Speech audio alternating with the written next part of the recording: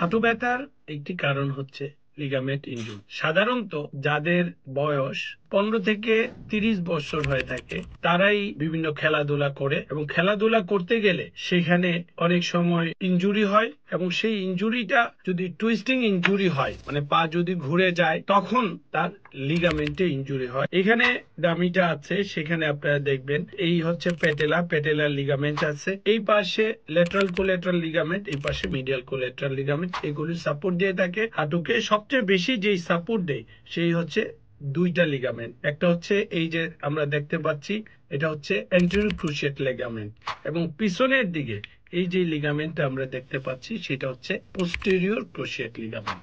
সাধারণত anterior cruciate লিগামেন্টেই খেলার ক্ষেত্রে, বিশেষ করে ফুটবল খেলতে গেলে, ফুটবল খেলার ট্যাকলিং এর সময় যে ইনজুরিটা হয় সেখানে এসিএল ইনজুরি হয়। আর এই এসিএল ইনজুরি এখন সম্পূর্ণভাবে আর্থ্রোস্কোপিক্যালি রিপেয়ার করা যায়, সে পূর্বের মতো আবার সুস্থ অবস্থায় চলাফেরা করতে পারে। ধন্যবাদ।